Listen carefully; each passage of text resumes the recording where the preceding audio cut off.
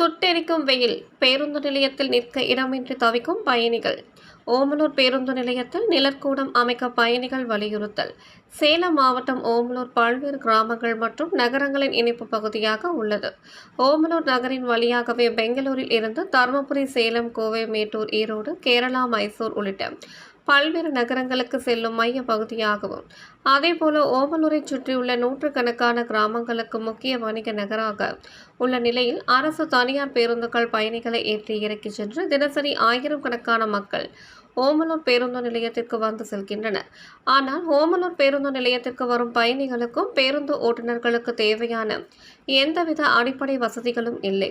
மேலும் பயணிகள் அமர்வதற்கு நிழற்கூட வசதி இல்லாததால் தற்பொழுது கோடை வெயிலின் தாக்கம் சேலம் மாவட்டத்தில் சராசரியாக 108 டிகிரி பாரன்ஹீட்டுக்கு மேல் வெப்பம் அதிகரித்து வரும் நிலையில் பேருந்துகளுக்காக காத்திருக்கும் வயதான ஆண்கள், பெண்கள், குழந்தைகள் பலர் மயக்கமடைந்தும் நிற்க இடமின்றி பேருந்து நிலைய வளாகத்தில் உள்ள கடைகளில் ஆங்காங்கே நின்று பெரும் சிரமத்திற்குள்ளாகி வருகின்றனர்.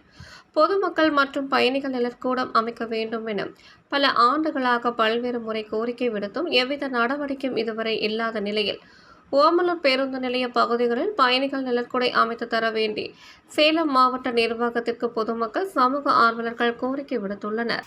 அனைவருக்கும் வணக்கம். நமது ஓமலூர் பேரூராட்சி பகுதியில் பார்த்தீங்கன்னா பல வருடங்களாக நிழற்கூடம் இல்லை. ஏன்னா பல வருடத்தை விட பார்த்தீங்கன்னா இந்த வருடம் பார்த்தீங்கன்னா வெயிலின் தாக்கம் ரொம்ப அதிகமாக இருக்குது.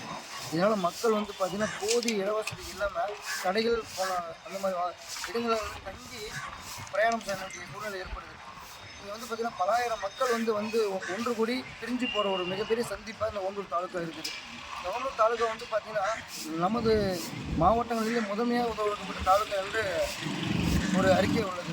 மேலும் பார்த்தீங்கன்னா இந்த நிழற்கூடம் பல முறை மக்கள் கோரிக்கை வச்சும் அதுக்கான எந்த ஒரு பயனும் இல்லை.